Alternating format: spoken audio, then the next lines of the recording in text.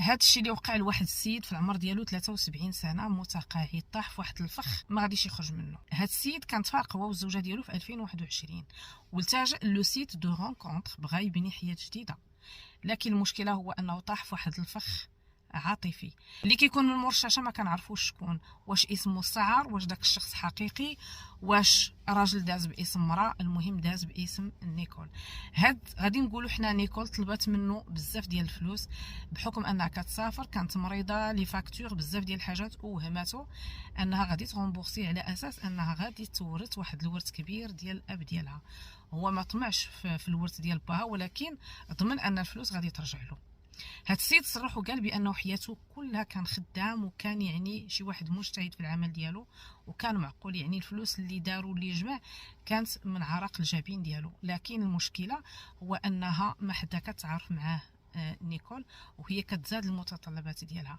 السيد اضطر يلتجئ يدير كريدي من لابونك 4 ديال المرات، وهذا هو المشكل اللي طاح فيه هذا السيد 73 سنه في الفخ ديال الاحتيال العاطفي.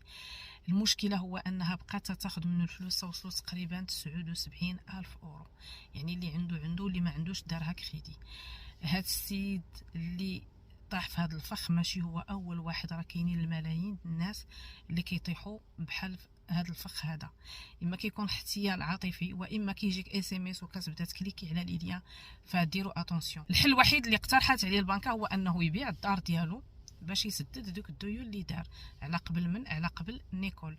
وحسب العارفين في هذا الميدان بان هذا الاحتيال اللي كيكون ما كيكونش يعني من البلاد اللي كيعيش فيه الضحيه، دائما كيكون اليترونجي.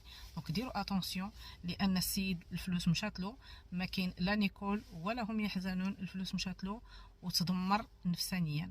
فاللي عجبكم شي اس ام اس، هاد المعارف ديال الانترنت، غتصيفط ليا الفلوس لي فاكتور. والمشكله هو انها وهماتو بوثائق ديال النوتير ولا الصوم اللي غادي تاخذ كارث من الاب ديالها. فهو فعلا تاق، لان ماشي اي وثيقه مكتوبه راه تكتبات من طرف النوتير او لا من شي اداره رسميه. فما تكونوش ضحايا الاستغلال، وبالاخص الاستغلال العاطفي. شكون فيكم اللي فايت طاح في هذا الفخ ديال الاحتيال؟ وخليوا لي رايكم في التعليق.